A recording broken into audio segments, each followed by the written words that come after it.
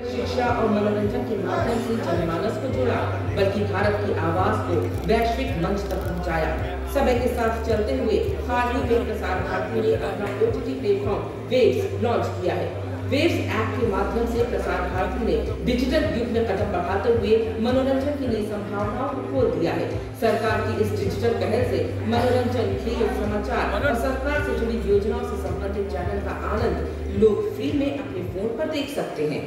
वरिष्ठ IAS अधिकारी श्री गौरव द्विवेदी प्रसार भारती के मुख्य कार्यकारी अधिकारी हैं। इससे पहले श्री द्विवेदी सरकार के नागरिकों से संबंधित संवाद मंच माय गवर्नमेंट इंडिया के मुख्य कार्यकारी अधिकारी थे। प्रधानमंत्री श्री नरेंद्र मोदी द्वारा 26 जुलाई 2014 को माई GOV प्लेटफॉर्म को लॉन्च किया गया था। इसके पहले CEO श्री गौरव द्विवेदी ही थे। आप छत्तीसगढ़ कैडर के 1995 बैच के IAS अधिकारी हैं। छत्तीसगढ़ सरकार में शामिल होने से पहले आपने केरल में सहायक कलेक्टर के रूप में अपना प्रशासनिक करियर शुरू किया था। आपने केरल, मध्य प्रदेश और छत्तीसगढ़ में विभिन्न पदों पर काम किया है। आप मसूरी स्थित लाल बहादुर शास्त्री राष्ट्रीय प्रशासन अकादमी में फैकल्टी मेंबर भी रहे हैं। खाद्य सुरक्षा और धान खरीद तथा PDS वितरण के कंप्यूटरीकरण पर उत्कृष्ट काम के लिए आपको प्रधानमंत्री पुरस्कार से भी सम्मानित किया गया है। 5 जनवरी के बाद भारत के अष्टयाम में आपका बहुत बहुत स्वागत है।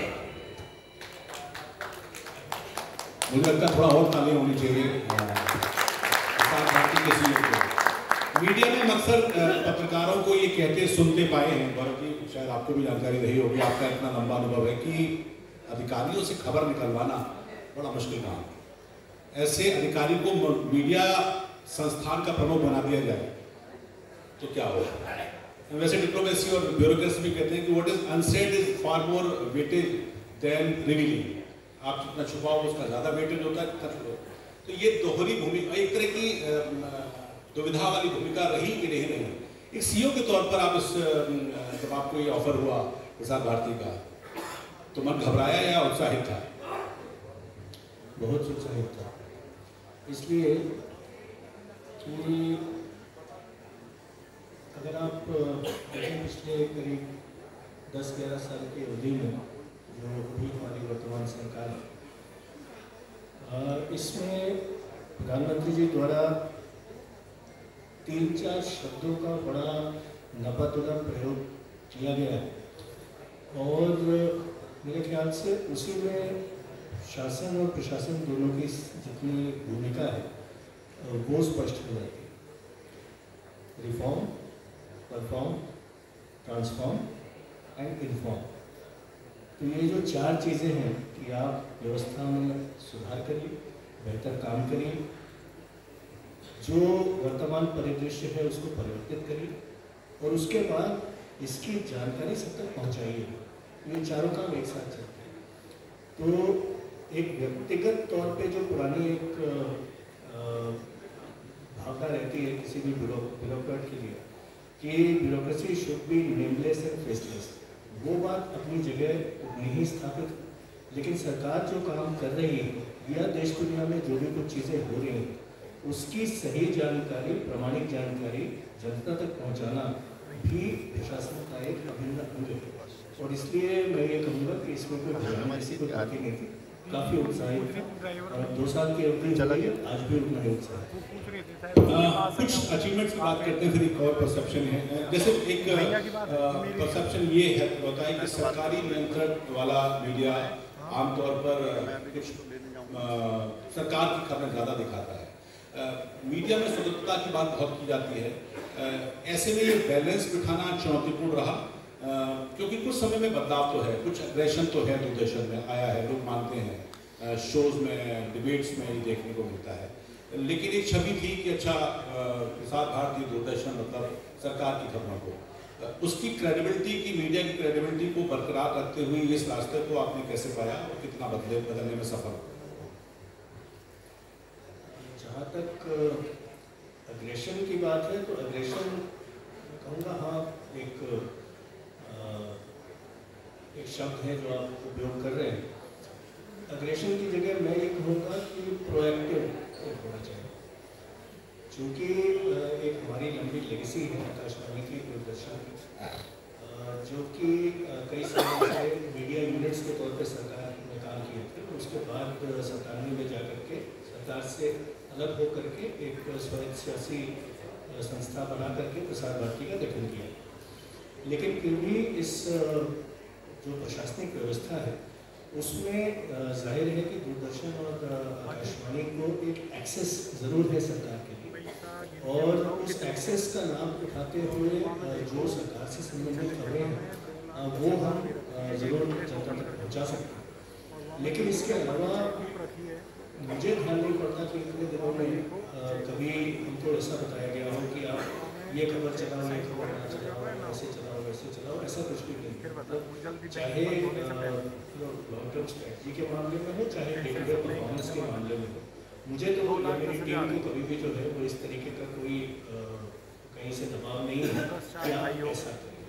तो सरकार की तरफ से जो स्वयंशासी संस्था की भावना है उसका भी पूरा सम्मान है, और हम ये प्रयास कर रहे हैं कि प्रसार भारती जो कि संसद द्वारा एक पारित कानून के तहत जिसका गठन किया गया है, तो वो संसद की भावना का भी उल्लंघन न हो। ये तो बहुत अच्छी बात, क्योंकि जिस हिसाब से आपने देखा इस बीच में एक बड़ी अच्छी खबर रही पिछले कुछ दिनों में कि वो दूरदर्शन ने अपना एक OTT चैनल लॉन्च किया है। पहले उसके बारे में थोड़ा बताएं कि कैसा बन रहा, क्योंकि वो एक लंबे प्रोसेस में आप थे और आखिरकार उसको लॉन्च करने में सफल रहे। उसका इनिशियल रिस्पॉन्स कैसा है, और चूंकि OTT की दुनिया में कदम रखना वहाँ के अपने चैलेंजेस हैं, तो वो पहला अनुभव आपका कैसा रहा, वो यात्रा कैसे रहा? OTT को स्ट्रीमिंग सर्विसेज या OTT उसको आइसोलेशन में देखना उचित नहीं है।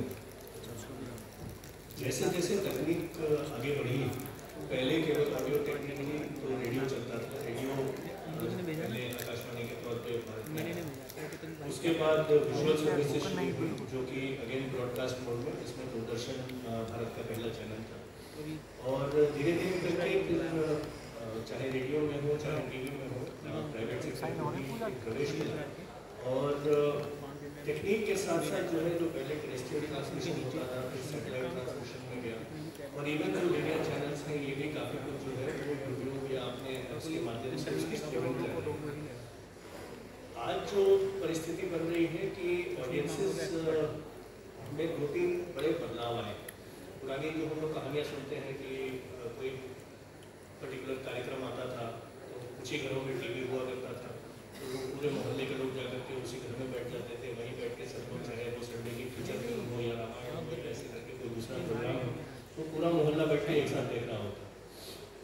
आज की तारीख में जो 2-3 आधारभूत परिवर्तन हुए, एक तो ये कि number of screens has increased. जो आपके पूरे मोहल्ले में एक स्क्रीन हुआ करती थी, आज हर हाथ में एक स्क्रीन। यही हमारे साथ जितने साथी बैठे हुए हैं, कई उनमें से कई हाथों में एक नहीं 2-2 स्क्रीन भी हो सकती है।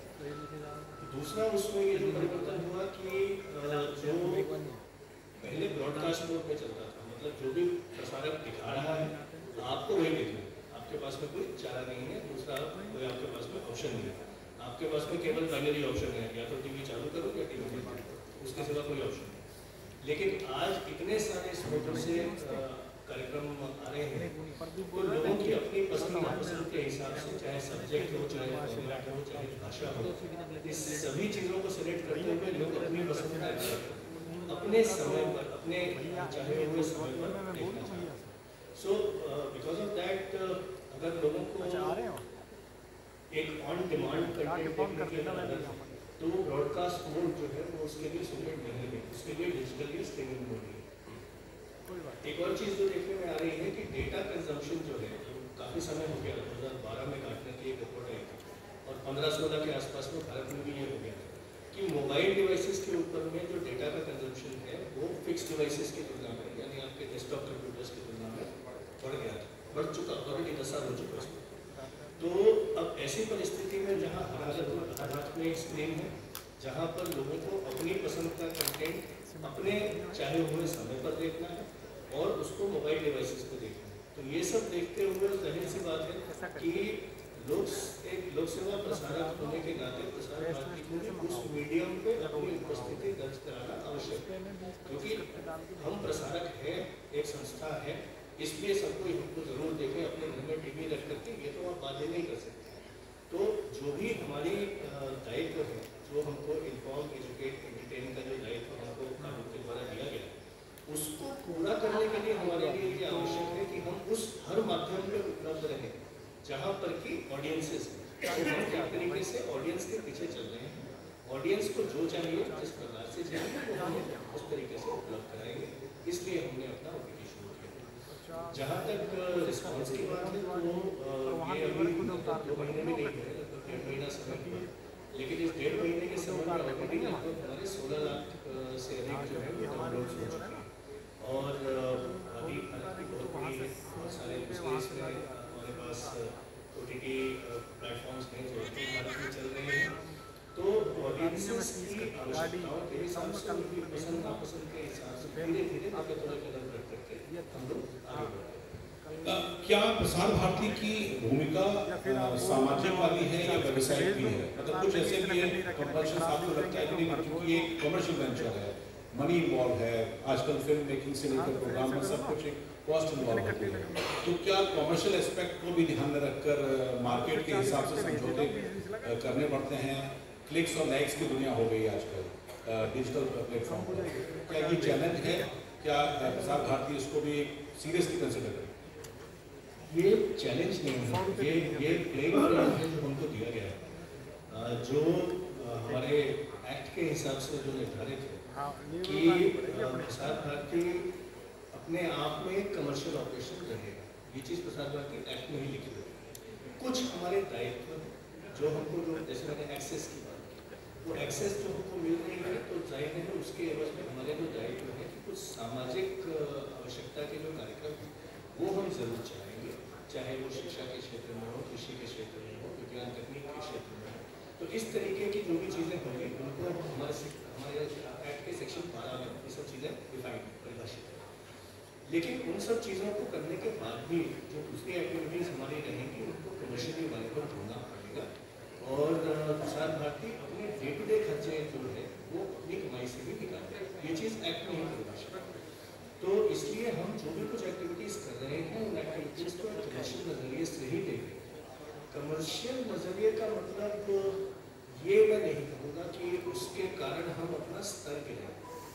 हम अपना जो ब्रॉडकास्ट कोड है, हमारा जो एडवर्टाइजिंग कोड है, जिस प्रकार के कार्यक्रम हम लेकर के ऑडियंसेस के पास पिछले मतलब स्क्रीन पे कहें तो 50 साल से 65 साल से आ रहे हैं, अगर रेडियो पे कहें तो 90 साल से अधिक समय से आ रहे हैं, तो हम अपने कार्यक्रमों का स्तर नहीं गिराएं। अच्छे कार्यक्रम, जो फैमिली ओरिएंटेड कार्यक्रम, जो आपको एंटरटेन करते हैं, लेकिन साथ ही साथ में आपको अपने सामाजिक दायित्व या सामाजिक जो भी रुचि अभिरुचि है उसके हिसाब से आपको जानकारी भी उपलब्ध कराते हैं, ऐसे कार्यक्रम हम लेकर के आते रहे हैं और आगे भी आते हैं। लेकिन ऐसे कैसे आप चुनौती करेंगे जिस उन तरह के OTT प्लेटफॉर्म जो कि अश्लीलता परोसने वाले हैं, अश्लील और श्लील के बीच में सामंजस्य बिठाना, कॉमर्शियल एंगल को भी ध्यान में रखना, बल्कि देश में डिबेट इस बात को लेकर भी है कि OTT प्लेटफॉर्म को लेकर भी एक पॉलिसी होनी चाहिए, उनके ऊपर भी एक सेंसर इस तरह का होना चाहिए और उसका क्या सीमा हो, ये सब डिबेट है। तो ये चुनौती आप मानते हैं कि ये चुनौती आपके सामने रहेगी? ज़रूर, ये चुनौती केवल हमारे सामने नहीं है, ऐसे सभी लोगों के सामने है जो कि एक स्तरीय कार्यक्रम लोगों तक लेकर के जाना चाहते हैं। जहाँ तक इसके रेगुलेशन की बात है, तो अभी पिछले कई महीनों में, लगभग 2 साल 1.5 साल से हो रहा है, जिसमें कि जो कार्यक्रम जिस तरीके के बहुत सारे ऐसे प्लेटफॉर्म्स पर आ रहे हैं उसके ऊपर लोगों ने चिंता व्यक्त की है, चाहे वो सामाजिक मंच पर है, चाहे लिखने में है, अखबारों में, उसकी पत्रिकाओं में उसके बारे में आर्टिकल्स आए हैं, इवन संसद में उसके बारे में जो है कभी प्रश्न उठाए गए हैं। तो अभी कुछ संसदीय समिति हैं जो इस मामले को अभी विचार कर रही है।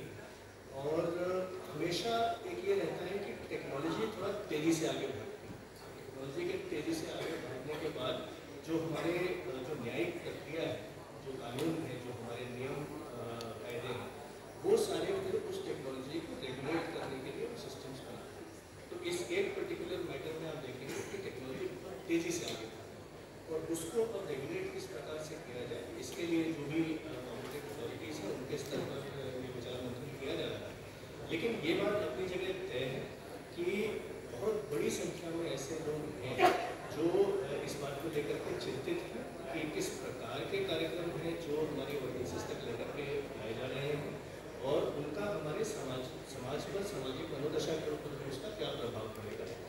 उसके ऊपर किसी न किसी प्रकार का एक नियंत्रण तो होना ही चाहिए। जहाँ तक जैसे फिल्मों का उदाहरण लें, तो जब फिल्में शुरू हुई थी तो उस समय तो अगेन वो टेक्नोलॉजी तेजी से आगे गई थी। 1913 में भारत में पहली फिल्म बन गई, लेकिन हमारे सेंसर बोर्ड का गठन उसके बाद हुआ था। टेक्नोलॉजी जो है वो पहले आगे चली थी और फिर एक कानूनी दायरा जो है वो बाद में बनाया गया था। तो एग्जैक्टली वैसी ही स्थिति अभी आज की तारीख में बनी हुई है, लेकिन आगे आने वाले समय में जरूर इसके बारे में चाहे संसद के द्वारा चाहे शासन के द्वारा उसके संबंध में उचित निर्णय लिया जाएगा और यही सामाजिक और देश के हित में है। एक सवाल, चूंकि हम आजकल मकर संक्रांति के दिन कुंभ की चर्चा कर रहे हैं और देख भी रहे हैं और आपका फोकस रहा है कुंभ को लेकर, प्रसार भारती की कुछ ज़्यादा फोकस रहा है इस द्वारा, कैसा फीडबैक है, क्या अनुभव है और किस तरह का इस बार आप लोगों ने पूरा व्यवस्था करी? दो तीन चीज़ें रहेंगी। एक तो पहले ये कि अभी पिछले करीब 1 से 1.5 साल में हम लोगों ने अपनी टेक्नोलॉजी का जो स्तर है उसको काफ़ी कुछ अपग्रेड किया है। हमारा HD ट्रांसमिशन तो हाई डेफिनेशन ट्रांसमिशन तो पहले से चल रहा था, लेकिन G20 के समय से हम लोगों ने ये व्यवस्था बनाई कि ऐसे जो बड़े महत्वपूर्ण कार्यक्रम हैं उनको हम 4K में कवर करेंगे। तो हालांकि ब्रॉडकास्ट अभी भी जो है वो HD में होता है, लेकिन 4K में कवर करके उसके बाद से फिर उसको हम लोग आगे HD में कन्वर्ट करके दिखाएंगे। तो एक तो ये कवरेज हमारी HD में हो रही है। दूसरी कि हमने इस बार लगभग 40 के आसपास कैमराज जो है वहाँ पूरे संगम क्षेत्र में, कुंभ क्षेत्र में लगाए हैं, जहाँ पर कि जो झूसी का क्षेत्र है, अरेल का क्षेत्र है, जहाँ पर अखाड़े रुके हुए हैं, अखाड़ों के स्थान बने हैं, और इस प्रकार से शहर में भी अलग अलग जगह पे तो लगभग 40 के आसपास हमने कैमराज लगाए। कुछ मोबाइल कैमराज भी हैं हमारे, तो वहाँ पर जगह जगह घूम करके लोगों से उनके जो अनुभव है उनके बारे में जानकारी ले रहे हैं। और जिन लोगों ने आज सुबह TV पर देखा होगा, दूरदर्शन पर देखा होगा कि जो आज शाही स्नान था उसका हम लोगों ने सुबह 5:30 बजे से उसका जो है प्रसारण शुरू किया था। इस बार हम लोगों ने एक हेलीकैम भी लाया था, जो एक हेलीकॉप्टर से भी जो है हम लोगों ने वहाँ पर कवरेज जो की है, क्योंकि ड्रोन्स में भी कवरेज कुछ हो रही है, कुछ हेलीकॉप्टर से कवरेज हो रही है। हमारा उद्देश्य ये है कि जब ये मान्यता जब है हमारी, हम सब ये बात जानते हैं कि ये कुंभ महाकुंभ जो है वो 144 साल बाद जब हुआ है, तो आज की स्थिति में जो भी उच्चतम टेक्नोलॉजी है उससे हमें उसको कवर करना चाहिए। जो सरकार का अनुमान है कि लगभग 40 से 50 करोड़ लोग संभवतः इस कुंभ की अवधि में 45 दिन में प्रयागराज जाकर के वहाँ पर स्नान करेंगे। उसका मतलब ये भी है कि लगभग 100 करोड़ के करीब लोग ऐसे होंगे जो किसी भी कारण से जो है कुंभ क्षेत्र तक नहीं पहुँच पाएंगे, तो उनको एग्जैक्टली वही अनुभव उनके घर में बैठे हम उपलब्ध करा सकें, ये हमारा उद्देश्य है। क्या बात है, ये अपने आप में खैर बड़ी अचीवमेंट की बात है। 3 तरह के दूरदर्शन या प्रसार भारती दिमाग जहन में आते हैं। बचपन में जो आपके भी आया होगा, जब आप पढ़ रहे होंगे, आप जॉब में आए होंगे। एक दौर था जबकि बड़ा नीरस दूरदर्शन रहा, जब लोग नहीं देखते थे सरकारी तौर पर उसको, लेकिन पिछले कुछ समय में आप इस जर्नी को कैसे देखते हैं, जब आपने शायद संभवतः एक स्टूडेंट लाइफ देखी होगी और आप एक कार्यकारी अधिकारी देखा, कैसा ये प्रसार भारती दूरदर्शन की यात्रा को आप समझते हैं? ये अब तक का सबसे मुश्किल समय जब अपने छात्र जीवन में जब दूरदर्शन देखा करते थे तो एक्चुअली उस समय केवल एक ही चैनल, उस पहले एक चैनल के बाद उसके बाद फिर उस चैनल का फिर वो मॉर्निंग ब्रॉडकास्ट शुरू हुआ, वो भी दिन में पहले 4-5 घंटे होता था, फिर उसका समय बढ़ा, फिर मॉर्निंग ब्रॉडकास्ट हुआ, फिर DD मेट्रो आया, बीच में कलर तब्दील हुआ, फिर सैटेलाइट पे गया, फिर बहुत सारे चैनल आ गए, केबल आ गए, सेट टॉप बॉक्स आ गए। तो ऐसे करके दूरदर्शन जो है वो बहुत सारी स्थितियों से मेरा ये मानना है कि टेक्नोलॉजी को लेकर के हमेशा दूरदर्शन जो है न केवल उस जमाने में जबकि सरकारी एक यूनिट होने के नाते जो है अकेला चल रहा था, लेकिन अगर अकेला चल रहा था तो सब 1982 करने की क्या आवश्यकता है, तो है नहीं बता देता, उसके बाद जो है वो दूसरा चैनल नहीं आ रहे थे, वो भी टेक्नोलॉजी में एक एवोल्यूशन हुआ। उसके बाद जो सेट टॉप बॉक्सेस की हम बात करते हैं, सेट टॉप बॉक्सेस 2003 में और आज भी जो है आपको ये जानकर आश्चर्य होगा, बहुत सारे लोग इस बात को नहीं जानते हैं कि जो DD का सेट टॉप बॉक्स सिस्टम है, जिसको फ्री डिश कहा जाता है, जो कि completely free to air system है, जिसमें आपके लिए किसी प्रकार का ना कोई मंथली सब्सक्रिप्शन है, ना कोई लॉगिन है, ना कोई किसी प्रकार का बॉक्स वर्ल्ड है, आज भी भारत का सबसे बड़ा सेट टॉप बॉक्स सिस्टम जो है वो डीडी का डिस्ट्रीब्यूटेड है। जो भी निजी क्षेत्र के हैं उसमें दूसरे और तीसरे नंबर पे जो लोग आते हैं उनको मिला दिया जाए तो हमारे बराबर in terms of number, in terms of numbers लगभग 5 करोड़ के आसपास जो है हाउस होल्ड्स हैं, जिसमें कि टोटल 19 से 20 करोड़ हाउस होल्ड्स हैं भारत में जो टीवी होम्स के हैं, और उनमें से लगभग 5 करोड़ में डीडी फ्री डिश है। तो ये डीडी फ्री डिश जब बन करके आया तो 2003 से लेकर के 2025 के बीच में इतनी अवधि में 0 से 5 करोड़ की यात्रा इसने कवर की। मैं कहूँगा कि ये नहीं है कि हमको किसी के साथ में कोई कंपटीशन है, हम ये चाहते हैं कि ये पूरे सेक्टर जो है इसका विकास, जो चाहे वो ब्रॉडकास्टिंग सेक्टर में, चाहे आप रेडियो की बात करें, टेलीविज़न की बात करें, आप OTT स्ट्रीमिंग की बात करें, हमेशा से हमारा अप्रोच ये रहा है कि कोलैबोरेटिव अप्रोच जो रहेगा, जो प्राइवेट और पब्लिक सेक्टर के बीच में, उसका हमेशा एक बेहतर प्रभाव रहेगा। आप देखें रेडियो से शुरू करते हैं तो रेडियो में बहुत सारे ऑडियंसेज ऐसे होंगे जिनको याद होगा कि पुराने ज़माने में एक कार्यक्रम रेडियो पे आया करता था, अमित सयानी जी ने शुरू किया था उसको जो है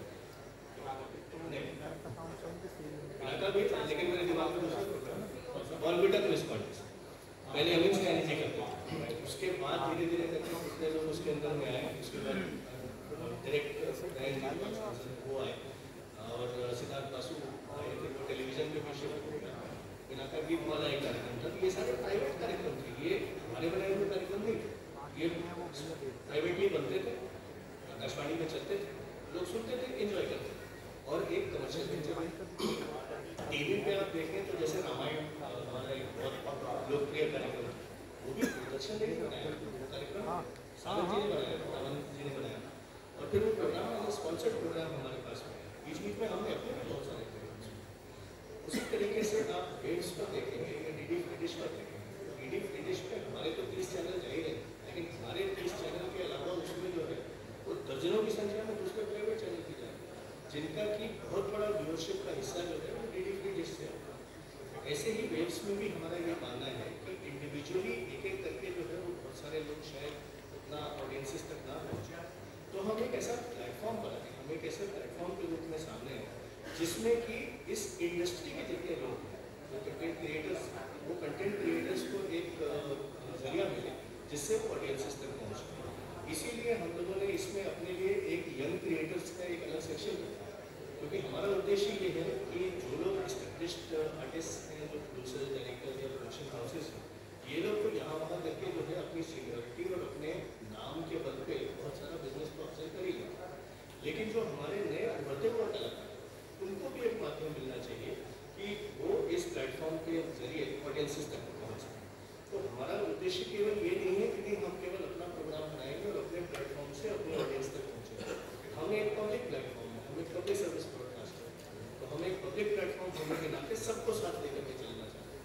हमारे भी कार्यक्रम होंगे, दूसरों के भी कार्यक्रम होंगे, लेकिन हाँ, हमारी जो केवल एक और एक नॉन नेगोशिएबल बात है कि वो कार्यक्रम ऐसे होने चाहिए कि मैं अपने घर पे बैठ के अपनी माता जी के साथ वो कार्यक्रम दे सकूँ। यदि वो कार्यक्रम मैं अपनी माता जी के साथ बैठ के नहीं दे सकता तो वो हमारे प्लेटफॉर्म पर नहीं चलना चाहिए।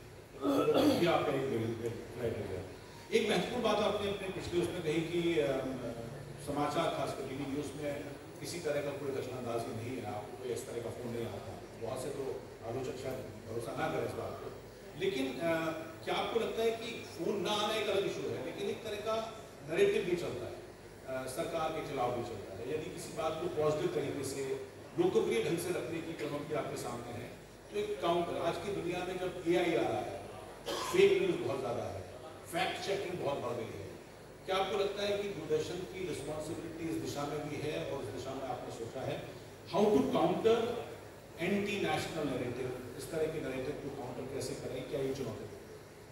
दो चीज़ें हैं इसमें। पहला ये कि जहाँ तक नैरेटिव का सवाल है, तो नैरेटिव एक ऐसा शब्द है जिसका कि काफ़ी प्रयोग किया जाता है, लेकिन आप किसी से बोलिए कि आप नैरेटिव को डिफाइन करिए तो वो पानी की तरह है, जहाँ उसको हाथ रखिएगा आपका हाथ डूब जाएगा, लेकिन आपके हाथ रखिएगा। नैरेटिव क्या है? I really don't understand what this word means. मेरा ये समझना है कि हमारा एक लोक प्रसारक के तौर पर जो दायित्व है कि एक तो जो भी कुछ देश दुनिया में घटित हो रहा है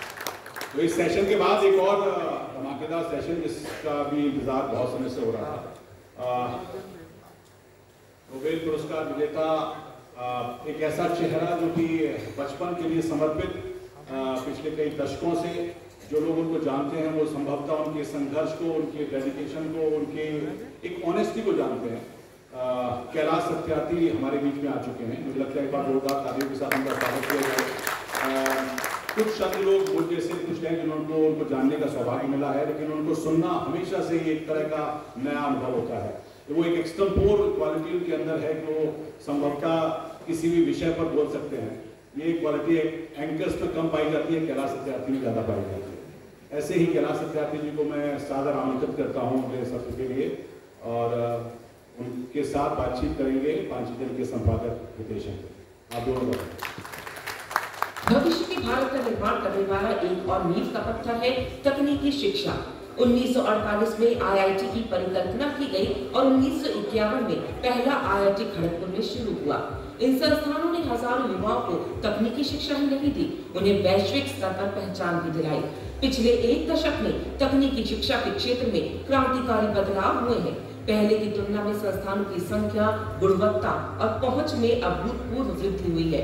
नए आईआईटी, एनआईटी और इंजीनियरिंग कॉलेजों के साथ डिजिटल प्लेटफॉर्म जैसे स्वयं व राष्ट्रीय डिजिटल लाइब्रेरी ने तकनीकी शिक्षा को सुलभ बनाया है। अटल इनोवेशन मिशन और स्टार्टअप इंडिया जैसे कार्यक्रमों ने नवाचार और उद्यमशीलता को बढ़ावा दिया। पेटेंट और शोध पत्रों की संख्या में उल्लेखनीय वृद्धि हुई है। ये दशक तकनीकी शिक्षा को सशक्त बनाकर भारत को आत्मनिर्भर और वैश्विक प्रतिस्पर्धा के लिए तैयार करने में मील का पत्थर साबित हुआ है। ये यात्रा न केवल लाखों युवाओं के भविष्य को उज्जवल बना रही है, बल्कि भारत को आत्मनिर्भर और वैश्विक स्तर पर प्रतिस्पर्धी राष्ट्र के रूप में स्थापित कर रही है। आज भारत तकनीकी नवाचार और स्टार्टअप्स के क्षेत्र में अग्रणी है। डिजिटल इंडिया और मेक इन इंडिया जैसे कार्यक्रमों ने इन प्रयासों को और गति दी। श्री कैलाश सत्यार्थी दुनिया के सबसे प्रतिष्ठित नोबेल शांति पुरस्कार से सम्मानित पहले ऐसे व्यक्ति हैं जिनकी जन्मभूमि और कर्मभूमि दोनों भारत है। श्री सत्यार्थी ने इलेक्ट्रिकल इंजीनियरिंग में स्नातक की डिग्री प्राप्त करने के बाद एक कॉलेज में अध्यापन का कार्य शुरू किया। सन 1981 में जब देश दुनिया में बाल मजदूरी कोई मुद्दा नहीं था, श्री सत्यार्थी ने बचपन बचाओ आंदोलन की नींव रखी। उनके नेतृत्व में ये आंदोलन अब तक 1.25 लाख से अधिक बच्चों को बंधुआ मजदूरी और गुलामी से मुक्त करा चुका है। 1998 में उन्होंने ग्लोबल मार्च अगेंस्ट चाइल्ड लेबर का नेतृत्व किया, जो 103 देशों से गुजरी और 80,000 किलोमीटर की यात्रा के दौरान 1.5 करोड़ लोगों को जोड़ा। इस आंदोलन ने बाल श्रम के खिलाफ वैश्विक जागरूकता फैलाई और अंतर्राष्ट्रीय श्रम संगठन के कन्वेंशन 182 के पारित होने का मार्ग प्रशस्त किया। श्री सत्यार्थी के प्रयासों से कैलाश सत्यार्थी चिल्ड्रन फाउंडेशन की स्थापना हुई, जो बच्चों के अधिकारों के लिए नीतियां बनाने, उन्हें लागू कराने और जागरूकता फैलाने का काम करता है। आपने Satyarthi movement for global compassion की शुरुआत की है, जिसका उद्देश्य एक न्यायपूर्ण, शांतिपूर्ण और टिकाऊ विश्व का निर्माण करना है।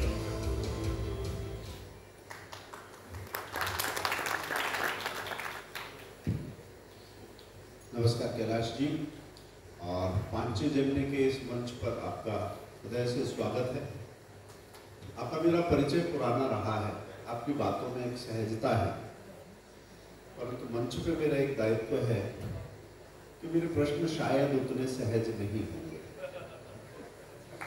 अच्छे तो पुणे ठाजी थे भाई, आपका गला लगा हुआ था सुना है, और इस भाई भी हमारे भाई हैं, मित्र हैं। तो जब पता लगा कि लगे हुए गले में भी वो मेरे से बातचीत स्वयं करेंगे, तो मुझे एक तसल्ली थी। लेकिन जब आपने ये बोल दिया तो वो तसल्ली जाती रही। तो मुझे पुणे ठाजी याद आ रहे हैं, भैया आप भी होते तो अच्छा था। नहीं, आप ये तसल्ली रखिए कि गला लगा हुआ है, मगर मेरी बात आपको नहीं लगी। आप पहले ऐसे नोबेल शांति पुरस्कार से सम्मानित व्यक्तित्व हैं जिनकी जन्मभूमि कर्मभूमि, कर्म क्षेत्र भी भारत ही है, और जो सक्रिय है भारत के लिए, भारतीय विचार के लिए। पहला उस पुरस्कार का एक फ्रेम है, उसको देखने वाली एक दृष्टि है, एक विश्व दृष्टि भी है, भारत में उसको तो कैसे देखते हैं? मगर पुरस्कार से पुराना आपका पहले से आपका काम है। नोबेल शांति पुरस्कार में उसकी जो अवधारणा है वो एक तरफ, परंतु शांति की, करुणा की आपकी अवधारणा क्या है और वो वेस्ट से कैसे अलग है और उसमें कैसे भारतीय वैल्यू इन्वेस्टेड हैं, ये मैं जानना चाहूँगा कि ये फ्रेमवर्क कैसे अलग अलग है। धन्यवाद। ये बहुत आसान सवाल है, थोड़ा थोड़ा मुश्किल बना हुआ। हमारे यहाँ वैश्विक दृष्टि और वैश्विक विश्व के बारे में जो धारणा है, अवधारणा है, विचार है और मूल्य हैं, वो दूसरों से अलग है, बहुत गहरे। जब हमारे ऋषि हजारों साल पहले ये कहते हैं सकल विश्वम भवतु मे क्रीडम, ये जो सारा संसार है, सारा विश्व है, एक घोंसले की तरह है और घोंसले के अंदर जो चिड़िया सबसे पहले तो घोंसला बनाती है, फिर जब उसके अंडे होते हैं तो अंडों को बहुत सेचती है, चूजे निकलते हैं, चूजों को एक एक बूंद पानी पिलाती है, एक एक दाना खाना सिखाती है और फिर उड़ना सिखाती है। दुनिया में कहीं भी उड़े, उनके लिए कोई प्रतिबंध नहीं है। सकल विश्वम भवतु मे क्रीडम, ये जो भाव है ये करुणा है।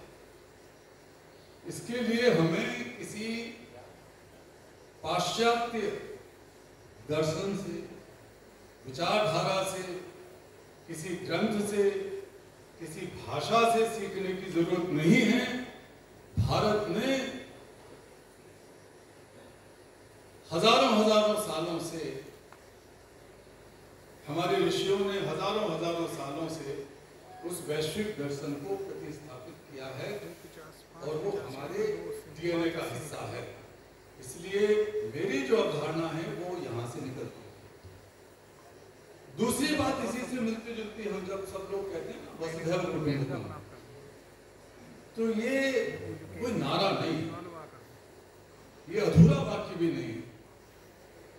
हमारे जिन मनुष्यों ने इसको सोचा और लिखा, उन्होंने पूरी बात लिखी इस श्लोक में। अयम निजः परो वेति गणना लघु चेतसाम उदार चरितानाम तु वसुधैव कुटुंबकम।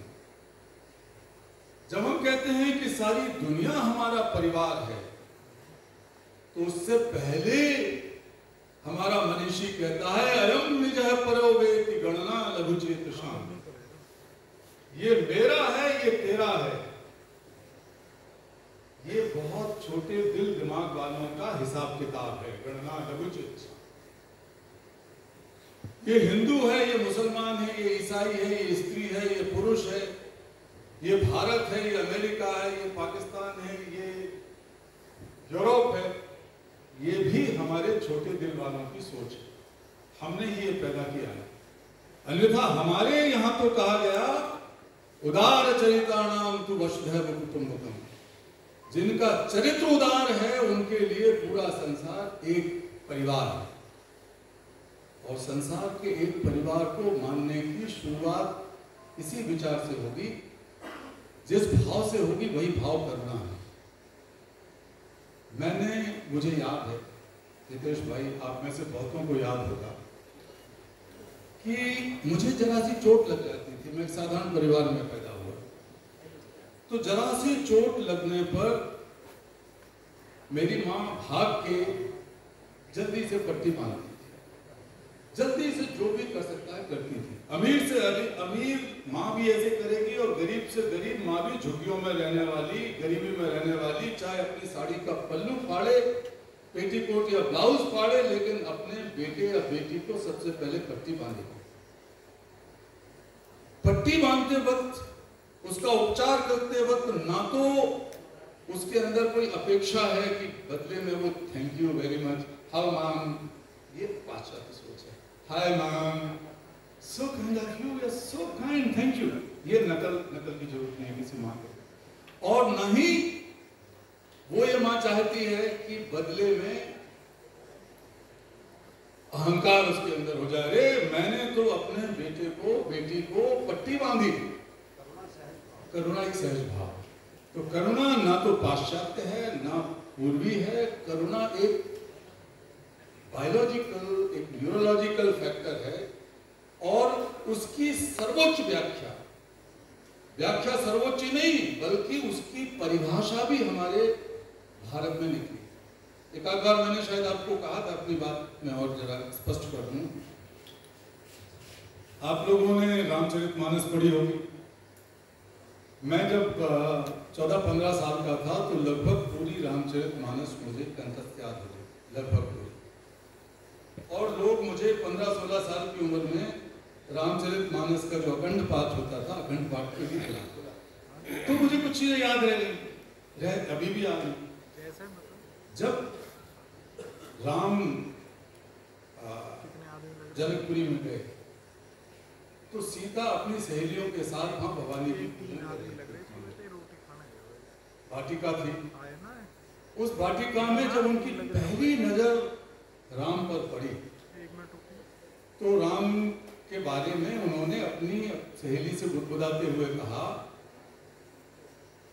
करुणा निधान सुजान शील स्नेह जानत रावरो। ये जो आदमी है, ये नौजवान है, ये हैंडसम है। रावरो मतलब हैंडसम, बहुत हैंडसम है। लेकिन पहले कहा करुणा निधान, बाद में कहा हैंडसम। करुणा निधान मतलब करुणा का सागर है, ओशन ऑफ कंपैशन। करुणा निधान सुजान, बहुत ही शील मतलब जैसे आजकल कहते हैं ना, ही सो कूल सो हैंडसम। लेकिन ये भूल जाते हैं कि whether that person is ocean of compassion or not, compassion का सागर है कि नहीं। राम को उन्होंने ऐसे पहचाना, उनकी वही पहचान रही पूरी जिंदगी। और जब सीता जी को चुरा के ले गया रावण और अशोक वाटिका में वो कैद रखी गई थी, और हनुमान जब वहां पहुंचे और पेड़ के ऊपर बैठे, राम की मुद्रिका नीचे फेंकी, सीता को भरोसा नहीं था। उतर के जब आए तो उन्होंने अपना परिचय ये नहीं कराया कि मैं कौन हूं, हनुमान हूं, क्या हूं। उन्होंने कहा, राम दूत में मातु जानकी, सत्य शपथ करुणा निधान। सीता के लिए राम करुणा निधान है, करुणा का सागर है। हमारे सबके लिए राम करुणा का सागर है, और वो अंश आप सबके अंदर है, हमारे सबके अंदर है। हमारे सबके अंदर करुणा का एक सागर बहता है। हम उसे भूल जाएंगे तो हम वसुधैव कुटुंबकम और सकल विश्वम भवत्वमेकनीडम की बात भी भूल जाएंगे, तो वो दिखावा मात्र रह जाएगी। हमारे भीतर वो करुणा का सागर हम इस्तेमाल करें। बहुत सुंदर। कंपैशन को बिल्कुल एक सीमेटिक थॉट के आइडिया के तौर पर प्रस्तुत किया जाता है। आपकी करुणा की जो व्याख्या है, परिभाषा है, उसका सांस्कृतिक दर्शन कैसे भारत से जुड़ा है, आप ये बताते हैं। मैं अपने पुराने सवाल पे आता हूँ। उसमें चंद्रमुखी सीता नहीं है, मगर चंदे की बात जरूर है। चंदा दूसरा है। और ये जो सरकार है, जिसे बहुत कठोर भी कहा गया, सख्त भी कहा गया, बहुत सारे उसके लिए रूपक गढ़े गए।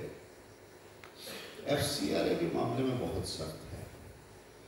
और जो NGO थे वो ये तेरा है, ये मेरा है, ये गणना लघु चेतसा में उलझे रहते थे।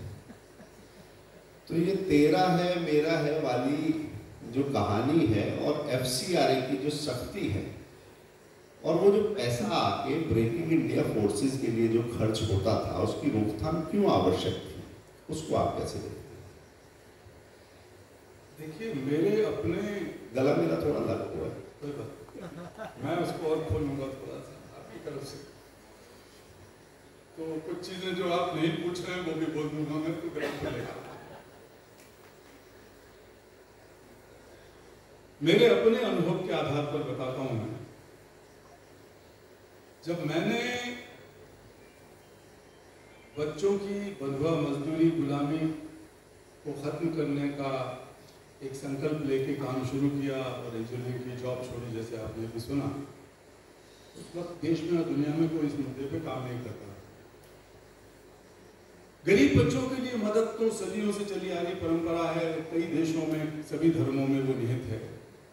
लेकिन मैं कहता था कि ये भी मनुष्य हैं, इनको भी उसी तरह जीने का, रहने का, सपने देखने का अधिकार है जो सबको है। तो हितेश भाई, आंदोलन शुरू हो गया, संघर्ष होने लगा, हमारी मार पिटाइयां शुरू हो गई, लेकिन हम ये नहीं जानते थे कि कोई और भी अच्छे लोग हैं जो पैसा दे सकते हैं, भारत के अंदर भी और भारत के बाहर भी।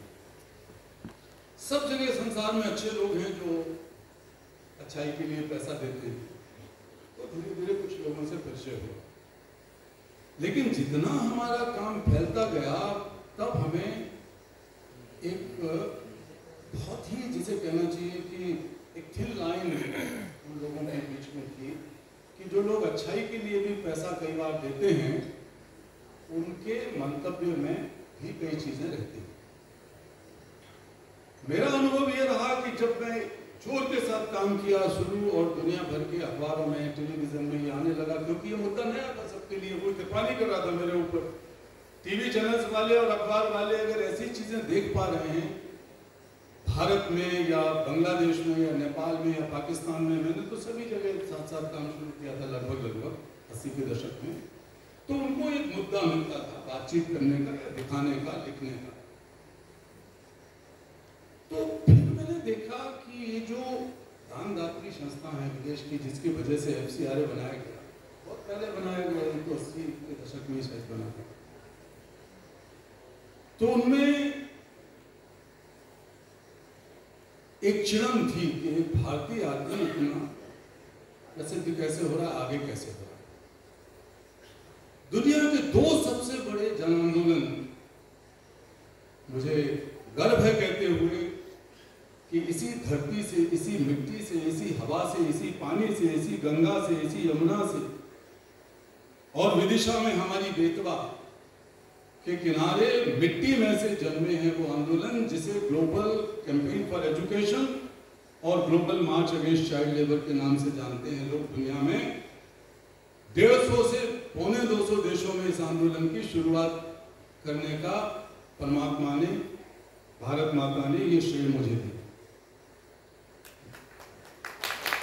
मुझे ये मौका मिला कि मैं आंदोलन खड़े करूं, तो क्यों ही ये चीजें आगे बढ़ी, क्यों ही मेरे प्रति जो ऐसे अंग्रेज पढ़े लिखे जिनके पास पैसे हैं, दानदात्री संस्थाएं हैं, डोनर एजेंसी जिसे कहते हैं, उनकी चिड़न भी बढ़ी।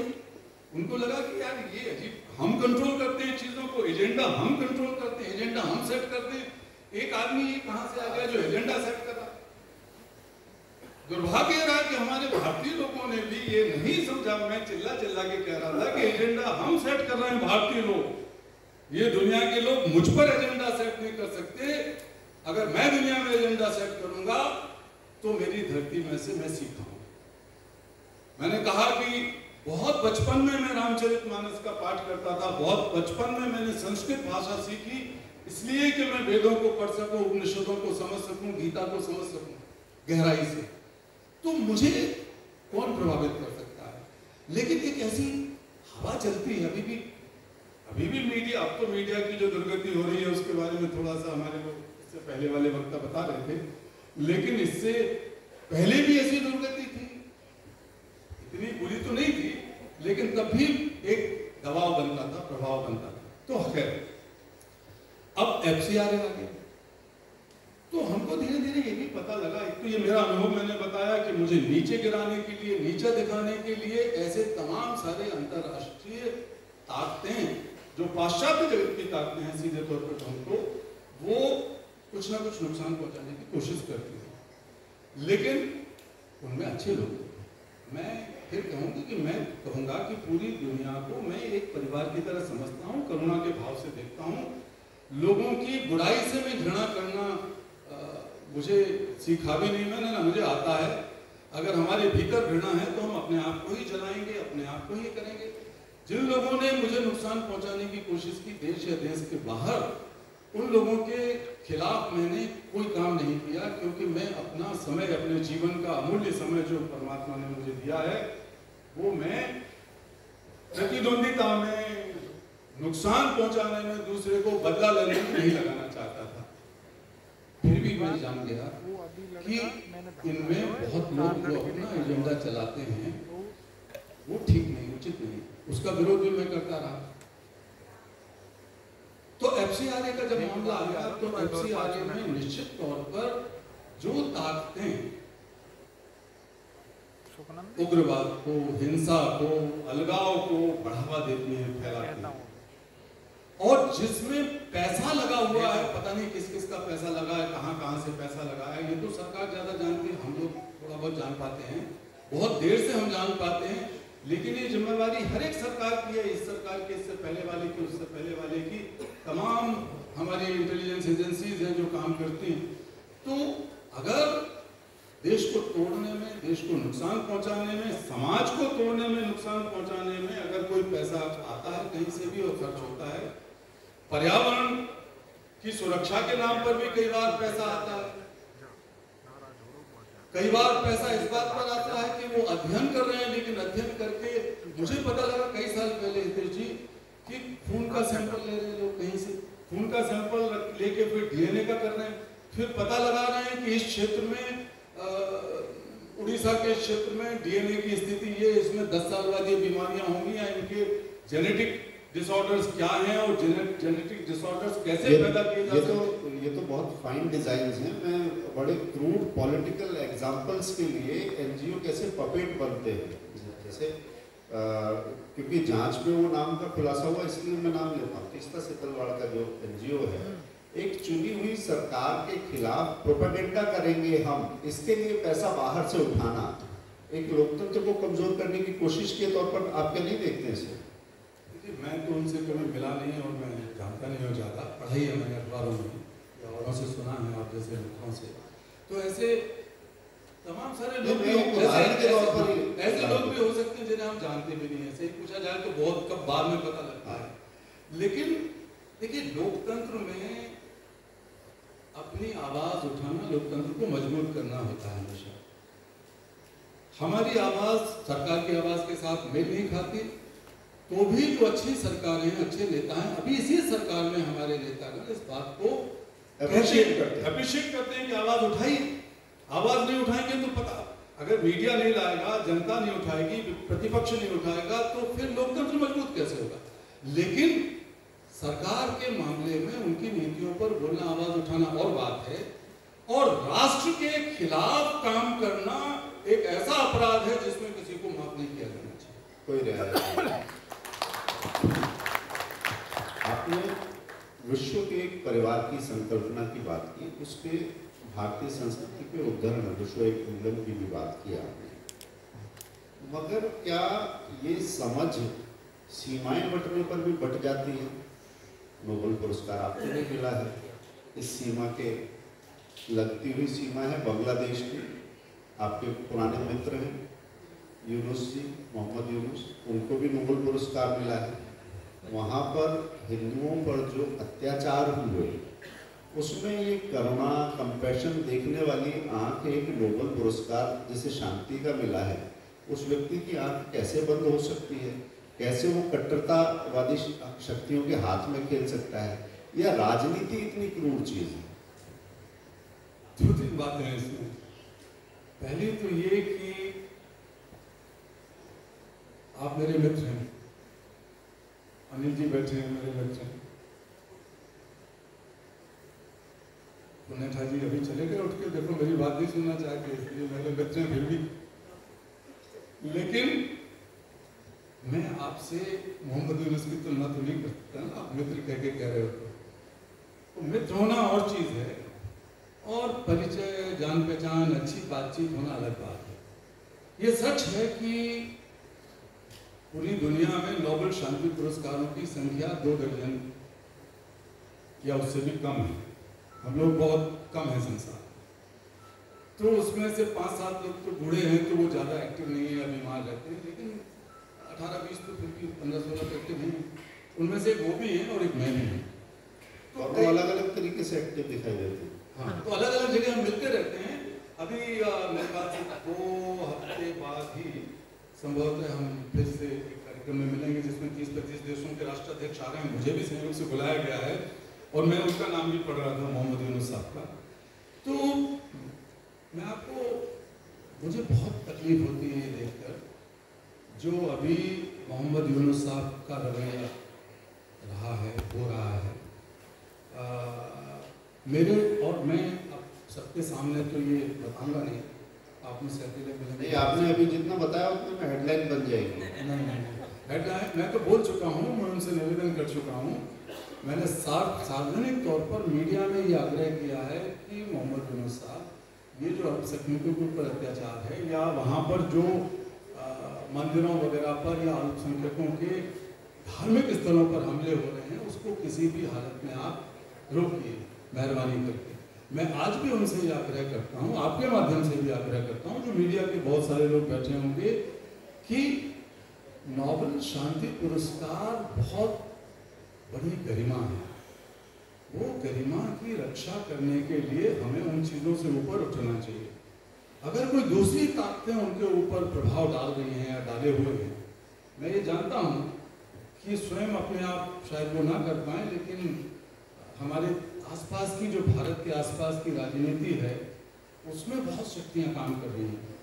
हम कुछ हमारी भी कमजोरियाँ रही होंगी, कूटनीतिक कमजोरियाँ रही होंगी निश्चित तौर पर, लेकिन उसके पीछे जो अंतर्राष्ट्रीय ताकतें हैं वो भारत को जो पसंद नहीं करती हैं, आगे नहीं बढ़ना चाहती, बढ़ाना चाहती। अब देखिए नेपाल में क्या हुआ, आप पाकिस्तान का तो हम भुगत ही रहे इतने सालों से, बांग्लादेश में अभी क्या हो गया है, अभी और आसपास के देखें, मालदीव की बात देखें, कुल मिला के श्रीलंका में हम देखें, तो ये हमारे लिए बहुत चुनौती और चिंता के विषय हैं। इस पर समाज को, सरकार को, सबको सोचना होगा। लेकिन बांग्लादेश में जो हो रहा है वो बहुत ही आश्चर्यजनक है।